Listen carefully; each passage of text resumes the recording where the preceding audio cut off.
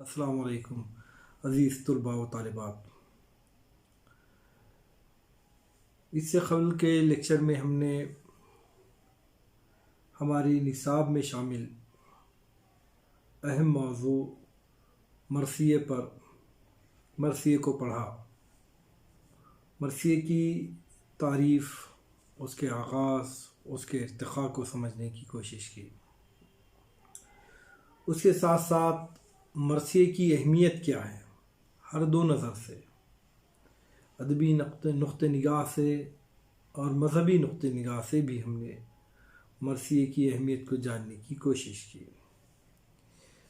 جیسے کہ آپ سبھی طلباء و طالبات اس بات سے واقف ہیں کہ عموماً مرثیے کی دو قسمیں ہوتی ہیں۔ ایک قسم وہ مرثیے کی ہوتی ہے جس میں کربلا کے موضوعات شامل کیے جاتے ہیں۔ کربلا سے متعلق یعنی حضرت امام حسین رضی اللہ تعالیٰ کی شہادت، حضرت امام حسین رضی اللہ تعالیٰ کے پورے خاندان کا، وہ کنبہ جو مدینہ سے نکلا تھا کوفے کی جانب، میدان کربلا میں راہ حق پر چلتے ہوئے، راہ حق کا علم تھامے ہوئے شہادت کو نوش فرما لیا۔ 72 لوگوں کا یہ قافلہ تھا، جن میں معصوم بچے بھی تھے، جوان بھی تھے، بوڑھے اور ضعیف بھی تھے، نہ صرف مرد حضرات بلکہ عورتیں بھی تھیں۔ والہانہ قربانیاں پیش کی اللہ رب العالمین کی بارگاہ میں حضرت امام حسین اور آل رسول نے، اور جام شہادت نوش کر کے قیامت تک دین اسلام کو زندہ کیا۔ آپ کی اس شہادت پر مختلف مرثیے لکھے گئے ہیں۔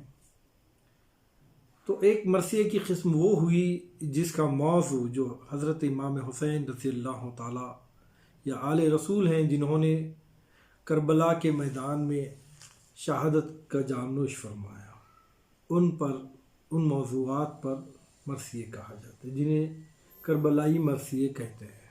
دوسرا شخصی مرثیے ہوتے ہیں، جس میں شاعر اپنے کسی عزیز، اپنے کسی چاہنے والے کی یاد میں مرثیے لکھتا ہے۔ جب کسی شخص کا انتقال ہو جاتا ہے، انتقال ہو جانے کے بعد اس کی یاد میں شاعر جو کچھ اپنے جذبات کو، اپنے احساسات کو، اپنی وابستگی کو پیش کرتا ہے شعری طرز میں، اس کو ہم مرثیہ کہتے ہیں۔ تو شخصی مرثیے میں شاعر جن لوگوں سے جذباتی طور پر وابستہ ہوتا ہے اور اس شخصیت کا جب دنیا سے انتقال ہو جاتا ہے، تب شاعر ان مخصوص شخصیتوں پر اظہار خیال کرتا ہے، جنہیں ہم شخصی مرثیہ کہتے ہیں۔ شخصی مرثیے بھی کافی مقبول ہیں، اور اس کے ساتھ ساتھ کربلائی مرثیے بھی بہت زیادہ مقبول ہیں، بہت زیادہ اہمیت رکھتے ہیں۔ ان مرثیہ نگاروں میں اردو مرثیے کی اس صنف کو انتہائی بلندی تک اور معراج تک پہنچانے والے بہت سارے شعراء ہیں، کیونکہ یہ وہ صنف تھی جس کے ذریعے سے شعراء نہ صرف شہرت حاصل کرتے تھے، بلکہ تبرکاً، ہدیتاً حضرت امام حسین رضی اللہ تعالیٰ سے اپنی وابستگی، اپنی محبت کا اظہار بھی کیا کرتے تھے۔ یوں تو خلیق، دبیر، میر ضمیر جیسے بڑے بڑے شعراء ہیں جنہوں نے اردو مرثیے کو چار چاند لگائے ہیں، لیکن ان میں خاص طور پر مرزا دبیر اور میر انیس کا نام خصوصیت کا حامل ہے۔ ہم نے اپنے نصاب میں 2 مرثیے تھے جو شخصی مرثیے کہلاتے تھے، جنہیں ایک تو الطاف حسین حالی نے لکھا تھا جو مرثیہ غالب یعنی غالب کی یاد میں لکھا تھا۔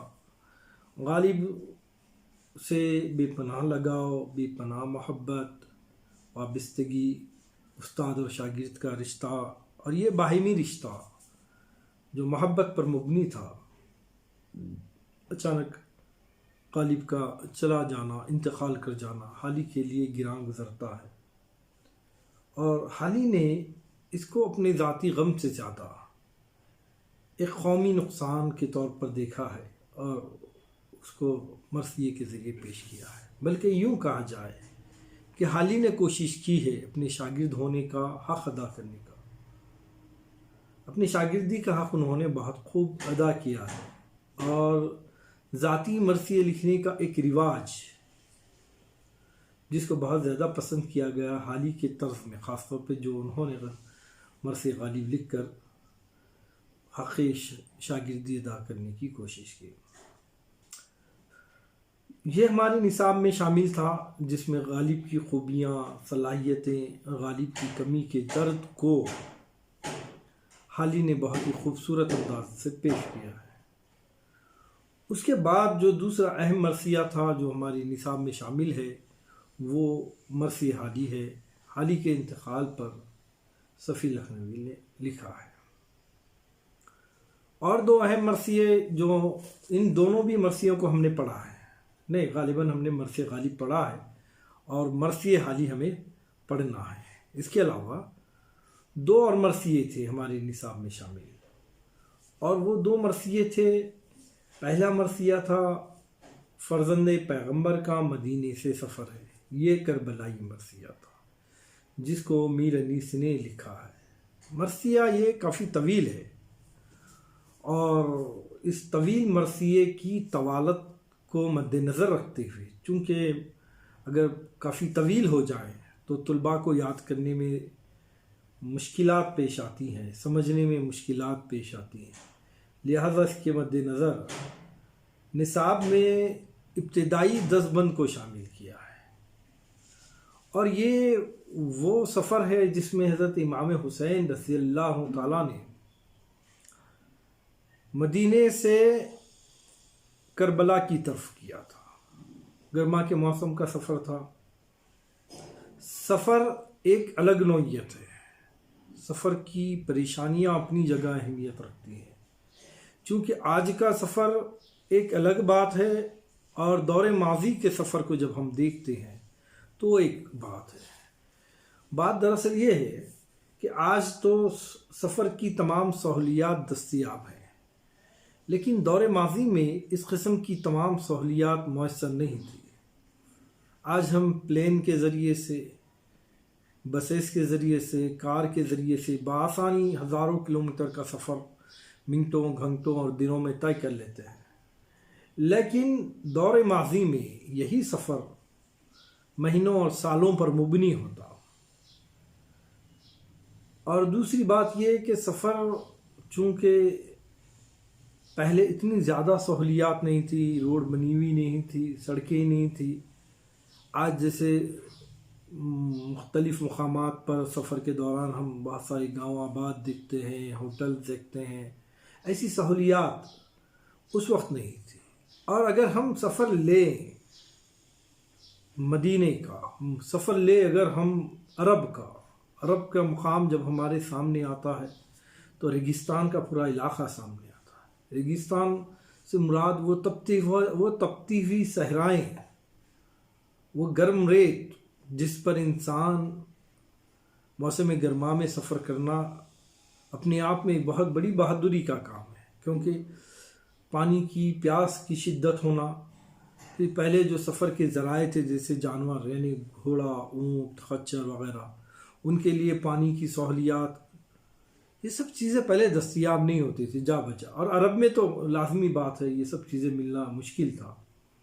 ایسے میں سفر کرنا، پھر دوپہر میں دھوپ کی شدت کا بڑھ جانا، گرم ہواؤں کا چلنا، آندھی اور طوفان آ جانا، عرب میں وہ طوفانے آتے ہیں کہ لوگ ریت کے اندر دفن ہو جاتے ہیں، پتہ بھی نہیں چلتا ہے کہ یہاں آدمی تھا اور ابھی جو ہے یہ کہاں چلے گیا۔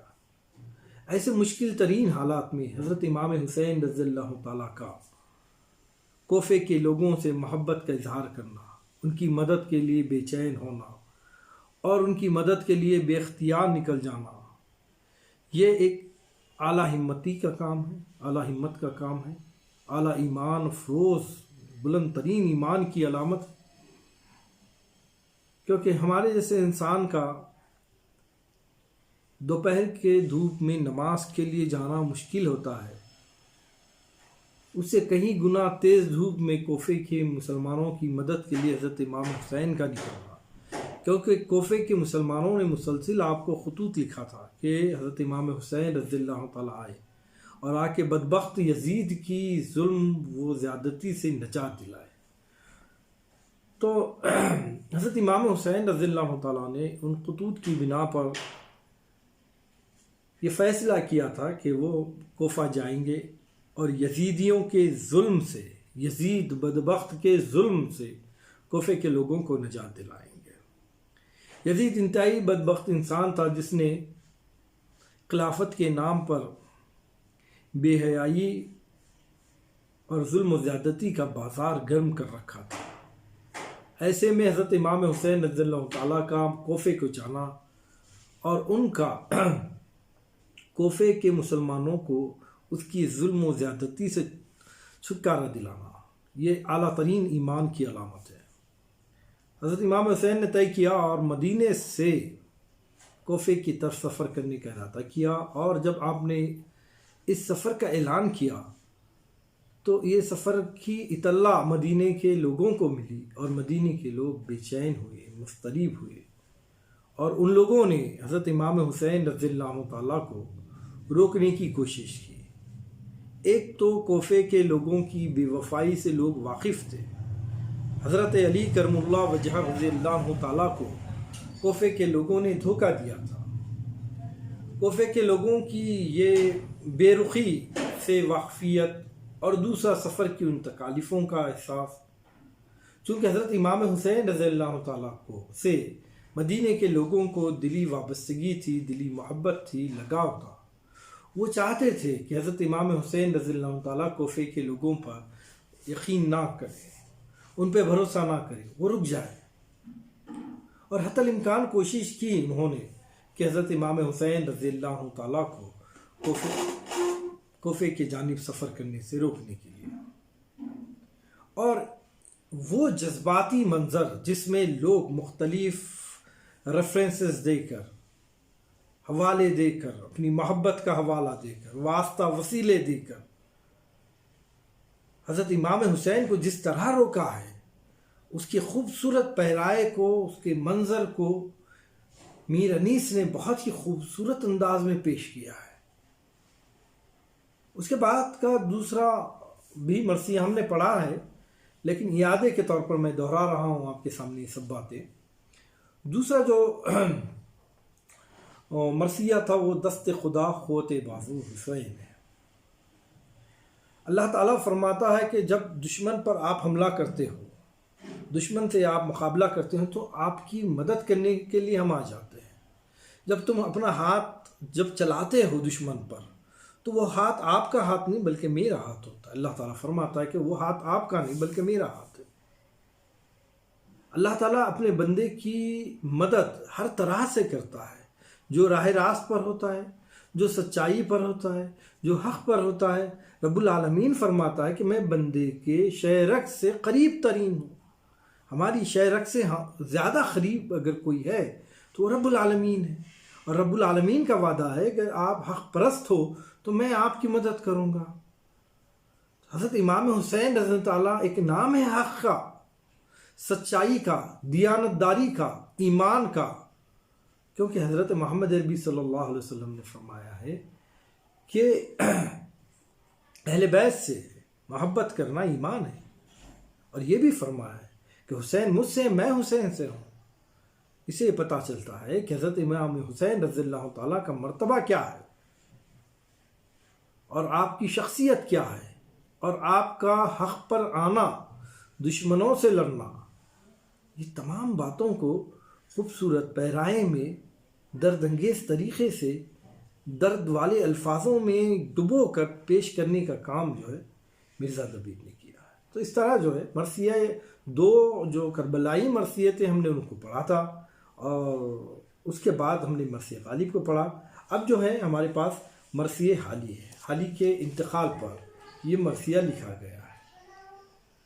اب وہ بات یہ آتی ہے کہ حضرت یہ جو مرثیہ لکھا گیا ہے وہ کس کا ہے؟ تو یہ مرثیہ جو مرثیہ حالی ہے وہ صفی لکھنوی کا لکھا ہوا ہے۔ اس مرثیہ حالی کے شاعر کا نام ہے صفی لکھنوی، اور حالی ایک ایسی شخصیت کا نام ہے، حالی ایک ایسے شخصیت کا نام ہے جن کی پوری زندگی قوم کے لیے وقف تھی، جنہوں نے اپنے دن و رات قوم کے لیے، امت کی فلاح و بہبودگی کے لیے وقف کر دیا تھا۔ حالی اور حالی کے جو دیگر آپ کے ساتھ رہنے والے لوگ تھے، ان لوگوں نے، جن میں بالخصوص سر سید احمد خان کا بھی نام لیا جا سکتا ہے، ان لوگوں نے قوم کے لیے دن رات محنت کی، اس قوم کو وہی مرتبہ دلانے کی کوشش کی جس کے وہ لائق تھے۔ یہ اور بات تھی کہ قوم اپنے راستے سے بھٹک گئی تھی، تو قوم کو راستہ بتلانے کا بھی کام کیا۔ حالی محب قوم تھے، وہ چاہتے تھے کہ مسلمان قوم ترقی کرے، تعلیم حاصل کرے، زندگی میں کامیابی حاصل کرے، اس کے ساتھ ساتھ دین کی بھی پرستار بنے، دین کی اطاعت کرے، فرما برداری کرے۔ جو مایوسی کی کیفیت مسلمانوں میں طاری ہو گئی تھی، اس کیفیت کو حالی دور کرنا چاہتے تھے، اور اس کے لیے آپ نے اپنی زندگی وقف کر رکھی تھی۔ اب ایسی شخصیت کا مر جانا واقعتاً قوم کے لیے ایک بہت بڑا نقصان ہے۔ ان کی وجہ سے، ان کے انتقال کی وجہ سے جو خلا پیدا ہو جاتا ہے ادبی حلقوں میں، یا محب قوم والے حلقہ جو ہے، جن لوگوں کا حلقہ ہے، اس حلقے میں جو قلعہ پیدا ہوتا ہے، یقیناً وہ قلعہ کبھی نہیں بھر سکتا، وہ کبھی قلعہ پر نہیں ہو سکتا۔